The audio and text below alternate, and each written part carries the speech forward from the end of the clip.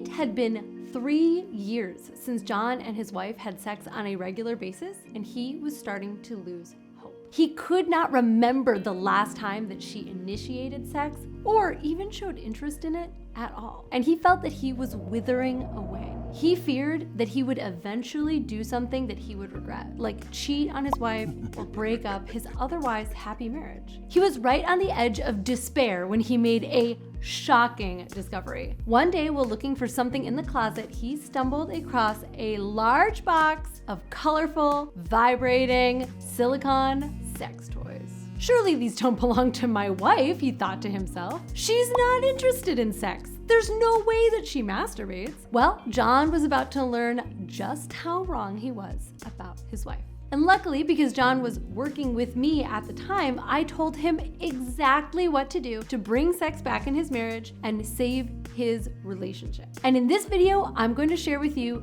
exactly what I taught to him. But before we can do that, we've got to talk about the real reason that women would rather use a vibrator on themselves than have sex with their men. And it is going to surprise you. Common logic says that men are in need of sexual variety, constantly looking to sow their seed with as many women as possible. But the science says otherwise. Author Daniel Bergner uses recent scientific studies to show that it's actually women who need more novelty than men to stay sexually excited and interested. If you really think about it, this makes sense. Most men I know would actually be happy to have sex the same way with the same woman every day, day in, day out for the rest of their lives. They're actually pretty content with the sex that they're having. They just want more of it and they want her to initiate it more often. Research shows that in order for a woman's brain to continue to signal to her that she's horny and that sex is something that she likes doing and that she should seek it out, you need to keep her guessing. And no, I don't mean role play naughty male nurse, although that certainly is an option.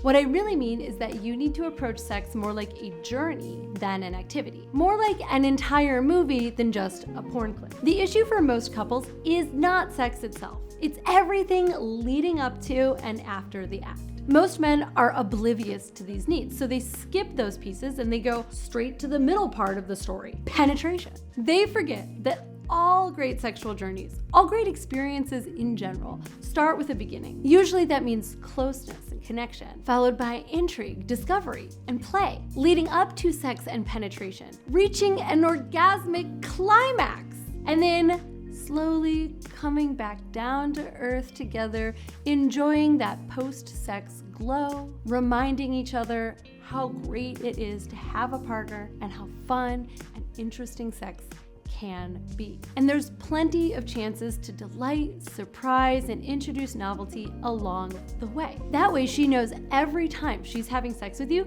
that she's being taken on a ride of connection, intimacy, fun, and novelty. I know what you're thinking though. What about the vibrator? I mean, even with that information, John wasn't guaranteed that his wife would want to have sex with him. The box of buzzy battery-operated toys in the closet aren't exactly taking her on a journey, so what gives? Well, the hard truth is that with a vibrator, women reach orgasm on average 95% of the time, which is the same percentage of straight men who usually or always orgasm during partnered sex, compared to just 65% of straight women. In other words, women are 30% more likely to reach an orgasm with a vibrator than they are with a man. And by the way, that is in relationships that are older than 6 months. The numbers go way down if you're looking at hookups, one-night stands, and new lovers. Recent studies show that women reach orgasm in an average of 8 minutes when they masturbate, compared to 12 to 17 minutes with a partner. And of course, that's only if he can last that long.